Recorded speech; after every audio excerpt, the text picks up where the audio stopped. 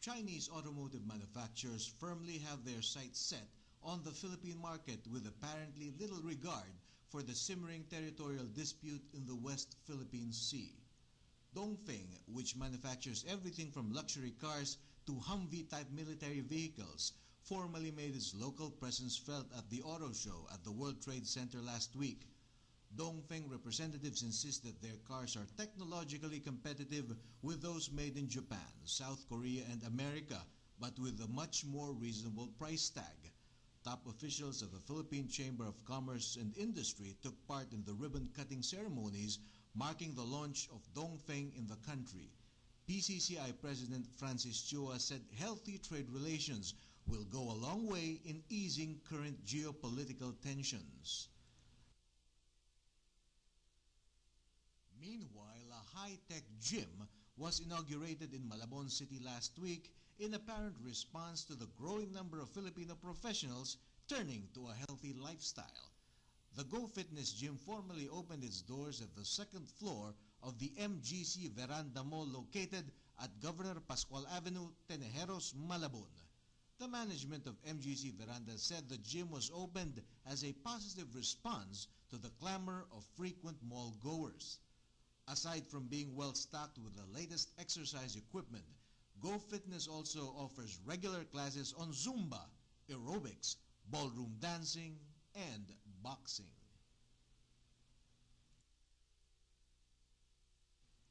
In more serious news, the Textile Producers Association of the Philippines, or TEXPAP, called on the government to put a stop to the unabated smuggling of used clothing, known locally as ukay-ukay. TEXPAP Chairman Lunagos said current investigations should go beyond just the smuggling of petroleum products, but should also look into textiles among other threatened local industries. Go added that replacing the incumbent commissioner is unlikely to stop the systematized and deep-seated corruption in the Bureau of Customs. Sabihin natin, palagay ko po, maski na ho sinong ipalit doon, medyo hirap dahil kailangan umpisa doon sa ibaba hanggang itaas eh. Ngayon kung puro itaas ang papalitan, ibaba ganun din, wala eh, mahirapan kahit sino ilalagay natin dyan. Meanwhile, PCCI President Francis Chua said the deteriorating tensions in the Korean Peninsula are unlikely to take a negative toll on regional trade. He said the presence of the United States fleet in the waters of Korea may be enough to allay the fears of most Asian countries. Okay, that was our business roundup of big business developments that took place within the past week. Before anything, thank you very much to Mary Pauline Salon Express, Visayas Avenue Branch, Mary Pauline Salon Express, Visayas Avenue Branch, especially to Jenny and to Jeff for making us look decent. Anyway, back to Dail. No? Dail, we were talking about your experiences as a professional photographer. And we're also talking about the fact that the industry is growing, so the competition must be getting tight. So, aside from being an instructor, what is your edge, and how is this job? How is this career? Is it lucrative? I find that I think any job can be lucrative. It's just a matter of marketing yourself, marketing your business, and then managing it. Service-oriented, yeah. Service, so yeah. It's practically 100% service. Because I think you always encounter people who will need a photographer. The question is, how often do you want to shoot in a month? So you can do it part-time. Yes, you can do it part-time. Like what Mark mentioned, we have this, what we call a weekend photographer. Because there are many photographers who have a full-time job from Monday to Friday. But most events happen on weekends, like birthday parties, weddings happen on Saturdays and Sundays most of the time. So they are weekend photographers. They take pictures and earn money during the weekend.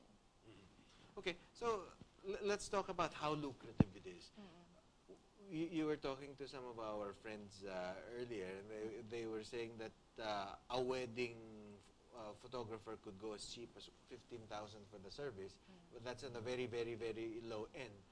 But I think there are services that go beyond 50,000, maybe even beyond 100,000. So what are the rates, ballpark figure, of a respectable, credible photographer? All right. I think if you're a client looking for a wedding photographer or for a photographer, just for the services, there's no album included, no prints, just the services, about 20 to 30,000 is reasonable enough. Because you have to consider the photographer's equipment, his investment in, say, a training center like PCCI, or the lights, his tutorials. And the fact that he never comes alone. And the fact that he never comes alone, correct? Because there's always a backup. Yeah. How many backups do you need? One or two, no? One or two. One is fine. Two would be great. So you have to be a little bit redundant. Is that it? You take the same things, or what's the technical aspect of that? What usually happens is that they will have different kinds of lenses. So one would be, say, taking the long shot. The other would be have the wide shot. So one is candid. One is the straightforward shooting. So you don't really have redundant shots, but you're giving the client choices for his album, because later on those pictures will be laid out to become a photo album. So if you throw in the photo album, and how much increment is that? Do you go into the hundreds of thousands? Hindi naman. All right. If you find a package that's about, say, 50 to 60,000, that is still reasonable. I think that's the lowest. So the big names go beyond that talaga? Yes. But there's a reason for that, because every album is made from different materials. So it really depends on what material was used in this album, in this package. Plus, we hire editors, graphic artists, or we do it ourselves. So the man hours is way, way, way beyond the actual duration of the wedding and reception. So hindi isang araw lang. Some people may say, you're charging 50, 60,000 for one day. You're not working one day lang. That's for true. them, okay? Sometimes a week, and it depends on how quick the client can decide on his selected photos. Because sometimes it takes them a month before they give you their final choices for the album. So if a month passes by, yung pera mo, medyo lugi ka na. There are not prenup agreements, though, prenup albums.